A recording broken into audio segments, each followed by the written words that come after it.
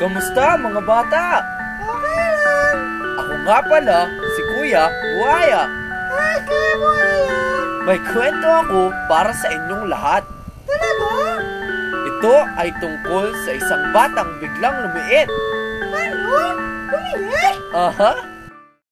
Sa hindi nalalayong panahon, sa isang karaniwang paaralan sa Makati, may isang batang malaki, mayabang at kasing bangis ng tigre. Ang pangalan niya ay Ingo. Madalas niyang ginagamit ang kanyang laki sa pag-aapi ng kanyang mga kaklase. Madalas niyang inaagawan ang kanyang mga kaklase ng baon, laruan, at marami pang iba.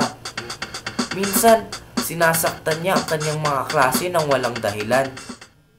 Lingid sa kaalaman ni Ingo, pinag-uusapan na siya ng kanyang mga kaklase tungkol sa kanyang mga ginawa. Ito ay kumalat sa buong paaralan hanggang sa umabot sa isang kakaiba at weirdong bata. Ang pangalan niya ay Dudong. Galit na galit si Dudong nang marinig niya ang mga ginawa ni Ingo. Padabog siyang pumunta kay Ingo, sinabihan at inaway. Ngunit sinipa lamang siya ni Ingo. Sa sobrang lakas ng sipa, nadapa si Dudong. Tumayo si Dudong. Nanibago ang itsura ng kanyang damit at naging kulay berde. Mapanakot at mapanindak ang itsura ng kanyang mga mata. Naging duwende si Dudong.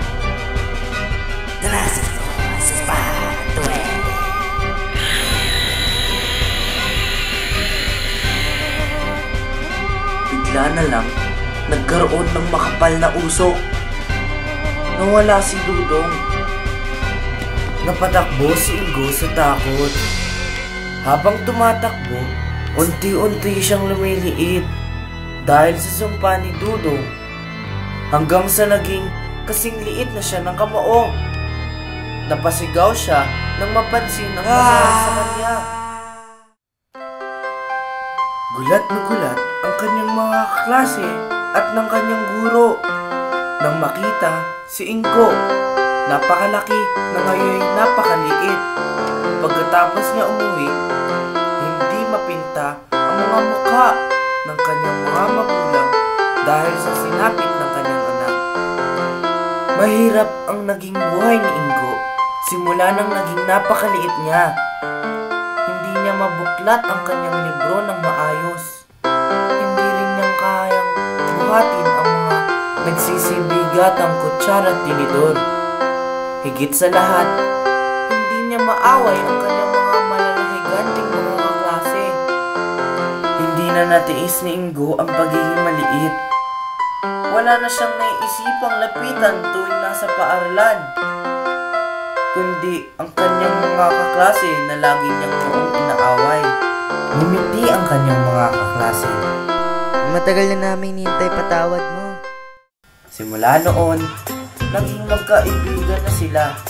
Marami pala silang pagkakatulad. Mga pinapanood sa TV, mga nilalaro, at ang napakasarap na barbecue sa tapat ng paaralan nila. Grabe, ang saya-saya araw-araw. Hindi na muling nakita ni Ingo si Dudong. At nang tinanong niya ang kaklase at mga guro sa paaralan, wala silang naalalang bata na nagngangalang Dudong. Pero nagpasalamat si Ingo sa Diyos na dahil sa ginawa ni Dudong, nagkaroon siya ng napakaraming kaibigan na lagi siyang sinasamahan. Araw-araw, pataas ng pataas at unti-unting lumalaki si Ingo. Hanggang sa nanumbalik ang kanyang normal na laki. Pero hindi niya na ginagamit ang kanyang laki para awayin ang kanyang mga kaklase. Dahil napasa kanya na ang mga napakahalagang kayamanan na kailanman ay hindi mabibili. Ang kanyang mga kaibigan. O mga bata, nagustuhan niyo po ang kwento ko?